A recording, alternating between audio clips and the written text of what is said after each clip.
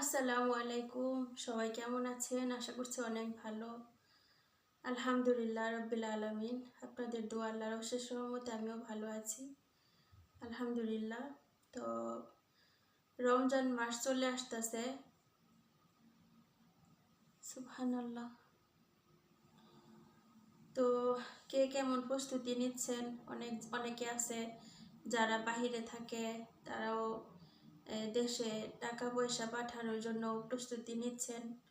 আলহামদুলিল্লাহ, দোয়া করি যে যেখান থেকেই যেভাবেই প্রস্তুতি নিচ্ছেন, আলহামদুলিল্লাহ আল্লাহ পাক যেন সবার নেক আশাগুলো পূরণ করেন। আল্লাহ যেন আপনাদেরকে সুস্থ রাখেন, ভালো রাখেন। আলহামদুলিল্লাহ, দোয়া করি।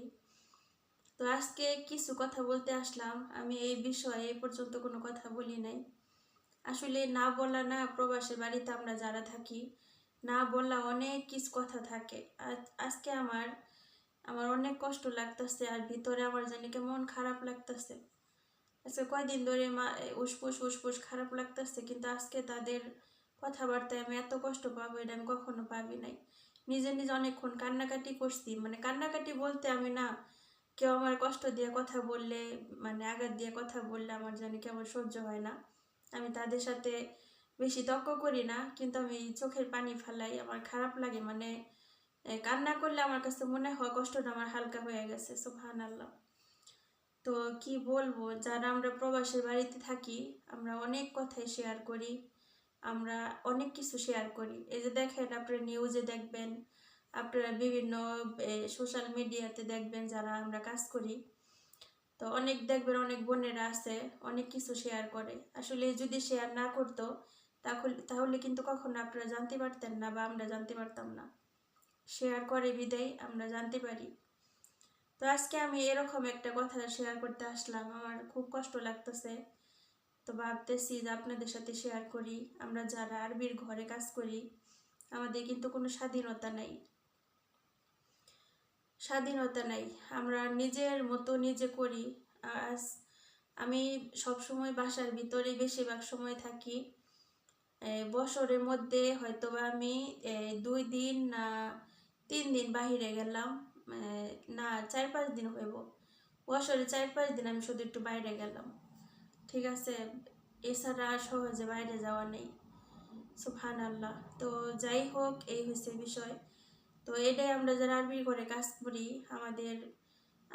আমাদের ব্যক্তিগত কোনো স্বাধীনতা নাই, আমাদের ইচ্ছার কোনো গুরুত্ব নাই, আমাদের চাওয়া পাওয়ার কোনো পূর্ণতা নাই সহজে। তো আলহামদুলিল্লাহ। তো আজকে বিষয়টা একটু অন্যরকম। সেটা হচ্ছে, আজকে 2 মাস হয়েছে আমি বেতনের কথা বলতেছি তাদেরকে। 2 মাস বলতে, এই মাসটা এখনো শেষ হয় নাই। গেছে মাসের বেতনটা আমি চাইছিলাম তাদের কাছে। বেতন চাইতে গেছি, প্রতিটা সময় জানেন, প্রতিটা মাসে না আমার সাথে এমন করে। আমার না খুব কষ্ট লাগে। বেতনটা চাইতে গেলে যদি আমি বলি যে আমার বেতনটা ছাইড়া দেন, আমার বেতনটা লাগবে, তো জানেন না এমন খারাপ ব্যবহার করে। মানে সাথে সাথে চোখ মুখ অন্ধকার করে ফেলায়, কালো করে ফেলায়, আর ঝাড়ি ঝুড়ি শুরু করে, ঝাড়ি মারে। এটা করো, ওইটা করো, সেটা করো, এই কাজটা করো না, ওই কাজটা করো। এমনিতে চুপ করে বোয়ার মতো বসে থাকে, কোনো শব্দ করে না।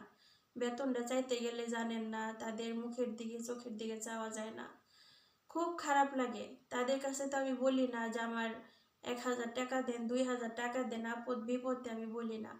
হ্যাঁ দিচ্ছে, একটা সময় দিচ্ছে, যখন নতুন নতুন আসছি তখন দিচ্ছে, আমার হেল্প করছে কম বেশি। আমি আল্লাহকে শুকরিয়া আদায় করি, আলহামদুলিল্লাহ। কিন্তু এখন না, আমি প্রায় আজকে 4-5 বছর হয়ে গেছে তাদের কাছ থেকে আমি একটা টাকা হেল্প চাই না। তারা কিছু কিছু বিষয়ে আমার অনেক কষ্ট দিছে। এই কষ্ট কেউ কাউরে কখনো বলতে পারে না কথার মাধ্যমে। হ্যাঁ, এই হচ্ছে বিষয়। তারপর থেকে আমি মানে স্তব্ধ হয়ে গেছিলাম যে আহারে, যাদের আপন মনে করে বিদেশে রয়েছি তারা এইভাবে কথা বলতে পারে। তো যাই হোক, ওগুলা বাদ। তো এখন নিজের যে বেতনটা আছে, এটা চাইতে যাইয়া আজকে উনি ভুইলা গেছে গা, আমারে নাকি বেতন দিয়ে দিছে। বলতেছে তোমার তো বেতন দিয়ে দিছি। পরে আমি বললাম, দেখেন আপনি মা যে মারা গেল, আপনি তো আমার কোনো বেতন দেন নাই, তার আগে থেকে কোনো বেতন দেন নাই গা। আপনি কবে আমার বেতন দিলেন? কয় না, আমি তোমারে দিয়ে দিছি। তা আমি বললাম যে বেতন দিয়ে দিছেন মানে কবে দিছেন? পরে আমার কাছে কত কাগজপত্র ছিল, এগুলো দেখাইলাম। পরে বলতেছে তুমি কই রাখছো কাগজ কে জানে। আমি কই আপনার মোবাইলে আপনি কোনো মেসেজ কিংবা আপনার খাতার মধ্যে লেখা রাখেন না। কয় না। আমি কই এইটা কেমন কথা বললেন। পরে না আমার মনটা এত খারাপ হয়ে গেছে। পরে আমি কি রাগ করবো, আমি না হাসতেছি, মানে ভিতর থেকে কেমন যেন একটা মিষ্টি হাসি আসতেছে, কষ্টে হাসি আসতেছে। পরে আমি বললাম আল্লাহ কারিম, একটু কি বললাম বইলা। পরে আমি বললাম দেখেন, কয় তুমি বেতন নাও তোমার মনে থাকে না। আমি বললাম যে দেখেন, আমি যদি বেতন নিতাম আমার মনে থাকতো। আমি জানি আপনার কাছে বেতন আছে, আপনি বলছি মাস গেলে বেতনটা আমার হাতে দিবেন, আপনি কি করেন দেন না। আমি আপনার একবার বলি, একবার বলার পরে বারবার বলতে আমার কেমন যেন বিরক্ত লাগে যে আপনি কি না কি মনে করেন। আমি কিন্তু অপেক্ষায় থাকি যে বেতনটা আমার হাতে দিবেন, আপনারা বেতনটা আমার হাতে দেন না। এই কষ্টের পয়সা নিজে উপার্জন করে যদি নিজে হাতাই তাহলেও শান্তি লাগে, মনটা বোঝানো যায়, কিন্তু আপনারা দেন না। তো না দেওয়াতে আপনারা দেন নাই, তাহলে আমি কি করবো, আমি এখন কি করতে পারি। আপনি বলতেছেন আর বেতন দিয়ে দিচ্ছেন, সে বলতেছে হ্যাঁ আমি দিয়ে দিচ্ছি। আমাকে কবে দিচ্ছেন, হ্যাঁ আমি দিয়ে দিছি। পরে আমি বললাম দেখেন এই বেতন আমার দেন নাই গা। কয় মাসটা গেলে পাগল হয়ে যাও, বেতনের লেগা পাগল হয়ে যাও। আর আমি বিশ্বাস করেন 5 তারিখ 4 তারিখ, হ্যাঁ 6 তারিখ হয়ে যায়, আমি সহজে বলি না। প্রয়োজন না থাকলে আমি বলি না, ইমার্জেন্সি প্রয়োজন হইলে আমি টাকা পাঠাই। তো এই কথা বলার পর সে উল্টাপাল্টা কথাবার্তা বলতেছে। বলার পর আমি বলতেছি দেখেন, আপনার হাজবেন্ড যে চাকরি করে সে কিন্তু বেতনের আশায় চাকরি করে পুরা মাসটা। মাস গেলে কিন্তু তার মনের মধ্যে একটা আনন্দ থাকে যে আমার বেতনটা আসবে, আমার বেতনটা আসবে, বেতনের আশায় কাজ করে। আমি আজকে সব কিছু ফালাই রেখে আপনাদের এখানে কাজ করতেছি, আমার কিন্তু বেতনটা কিন্তু আমার অবশ্যই মনে থাকবে যে আমার বেতন। 30টা দিনের একদিন আগে আপনারা বেতন দেন না, হাজার কিছু হয়ে গেল আপনারা দেন না। আপনাদের সামনে কান্নাকাটি করে চিকরা পাকড়া করে পাওয়া যায় না। তো আমার এখন মাস শেষ হয়েছে, আমার বেতনটা দিয়ে দিবেন, তাও দেন না। 1 মাস যাই আরেক মাস হয়ে গেছে, আমার বেতনটা দিতেছেন না। আরো কয়দিন আমি বলছি আমার বেতনটা দেন, টাকা ছাড়বো আমি, বেতনটা দেন, টাকা ছাড়বো আমি। চুপ করে শোনে, একটা শব্দ করে না। দেখেন কথা বললে অনেক দূরে চলে যায়। আজকে ওনার মা যে মারা গেছে, ওনাদের ভিতরে যে একটা হেদায়েত জিনিস, এই জিনিসটা নাই। জানি না কেমন, আমি দেখি না। ওনাদের ভিতরে রহমত দরকার, তারা জাকাত ফেতরা দিব, তারা এই যে সময় আসতেছে, এরা কিচ্ছু না। বিশ্বাস করেন আজকে ওনার মা মারা গেছে, কত মানুষ আসছে বাড়ির মধ্যে, এত কাজকর্ম করছি আমি। আমি বিশ্বাস করেন এই কাজগুলো করার পর থেকে আমার শরীরের না কেমন জানি একটা অন্যরকম একটা ফিলিংস। তো আল্লাহর কাছে বলি যে আল্লাহ যেন আমার সুস্থ রাখে ইনশাআল্লাহ। এক হাতে এত মানুষে কাজ করা জানে কুলায় না, বলতে পারবো না একটা ধন্যবাদ আমারে দিছে, একটা ধন্যবাদ তো আমারে দেয় নাই। তাও আমার আফসোস নাই, কারণ আমাদের মৃত্যু একদিন সবার আছে, আমাদের সবাই যাইতে হবে। আর এটা হচ্ছে সোয়াবের কাজ আলহামদুলিল্লাহ, কিন্তু নিজের বেতনটা নিয়ে এরকম করা কখনো মানা যায় না। আরো কয়দিন এরকম করছে জানেন, প্রায় প্রতি মাসে এরকম করে। বেতন চাইতে গেলে আমার এই কাজের উপরে কাজ দেয়, এই আনতে যে খারাপ ব্যবহার করে, আনতে যে এই চিল্লা পাল্লা করে, কেমন যেন করে, আমার না খুব কষ্ট লাগে। যে মাসটা যাইলে আমি আর মমেনা এরকম আসছিলাম, মমেন আর স্যারে অনেক এমন করতো। আর আমার আমার বেডাই ও বেডিও, বেডাই তাও যাই হোক আড়ালে বলে, মহিলাটা সামনে। কালকে দেখেন 3টা ফ্রিজ পরিষ্কার করলাম, ডয়ারগুলা পরিষ্কার করলাম, অনেক কাজই করছি কালকে টুকিটাকি। আর তো সাপ্তাহিক কাজ তো থাকেই। আজকে বলতেছে ফ্রিজগুলা পরিষ্কার করো ভালো করে, সাবান দিয়ে গৈসা গৈসা দৌ। তারপর রোজা আসতেছে, রোজার কাজগুলা শেষ করো। বেতনটা চাওয়াতে এমন শুরু করছে, বাইরে কি ময়লা হয়েছে বাইরে পরিষ্কার করো, এটা ওইটা, মানে আন্তাজে কাজ খুঁজে বার করে। পরে আমি বললাম কালকে না আপনার চোখের সামনে আমি ফ্রিজগুলো পরিষ্কার করলাম, আপনার চোখের সামনে করলাম, ডয়েরগুলো আমি করলাম, বড় রান্নাঘরটা বাকি আছে ওগুলো করো নাকি। এদিকে দুপুরে রান্নাও করতে হয়, সকালবেলা ওনাদের উপরে যাইয়া সব কাজ করতে হয়, ঝাড়া মোছা, বিছনাবাটি গোছানো, ময়লা ফালানো, থালা বাটি বেসিন বইরা থাকে এগুলো ধোয়া, ড্রয়িং রুমগুলো গোছানো, একটু ময়লা থাকলে ঝাড়ু দেওয়া। এত কিছু করার পরে কাপড় চোপড়ে ওনারা যদি আমি মেশিনে দেই একটু ভুল হয়ে যায়, দেরি হয়ে যায়, ওনারা শুকা দেয় না, 2 দিন 3 দিন হয়ে যায়, চোখ দিয়ে দেখে শুকা দেয় না, আমি দিই।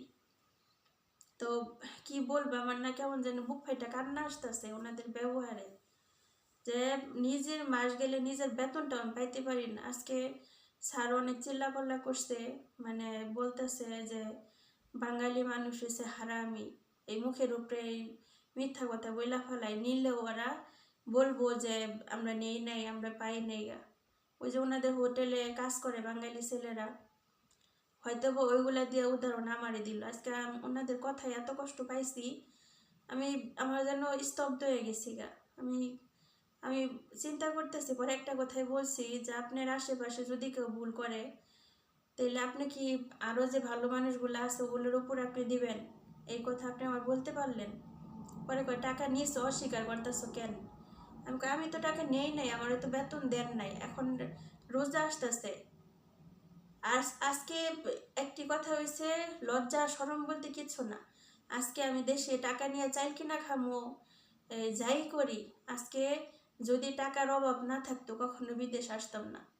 প্রতিটা মানুষ যারা কোটি কোটি টাকার মালিক হয়েছে, তারাও একদিন তাদের অবস্থা খারাপ ছিল, তারা ছোট থেকে বড় হয়েছে, ঠিক আছে? আজকে যদি গরিব না হইতাম তাহলে কখনো বিদেশে আসতাম না, বাসা বাড়িতে কাজ করতাম না। আজকে শুধু পেটের দায়ে মানুষের স্বপ্নগুলা এইসব পূরণ করার জন্য বিদেশে আসা, নইলে কোনো কোটিপতি কখনো বিদেশে এসে বাসা বাড়িতে কাজ করব না। আমি বলবো না যে দেশে নিয়ে আমি চাইল কিনা খাবো না, রোজা আসতেছে, প্রয়োজন পড়তেই পারে, রোজার মধ্যে অনেক প্রয়োজন লাগে টাকা পয়সার। বিশ্বাস করেন আমি কি বলবো, আজকে স্যারের ম্যাডামের কথায় আমি আমি ডেক পেরে কান্না করছি, খুব খারাপ লাগছে, ভিতরে জানি কেমন লাগতেছে যে আমি তাদেরকে এত কেয়ার করি, এত ভালোবাসি, নিজের সবটুকু দিয়ে ওদের কাজগুলা করি, অথচ মাস গেলে মাসের বেতনটা আমার দিতে চায় না, বিভিন্ন খারাপ ব্যবহার কইরা। তারপরেও টাকা ছাড়তে গেলে, ধরেন আমার 1000 টাকা বেতন, 1000 টাকা নিয়ে যাবো, ছাড়তে যাবো, ওইখান থেকে 30 টাকা 35 টাকা করে রেখা দেয়, রেখা সারার টাকাটা ব্যাট এগুলা রেখাইটা দেয়।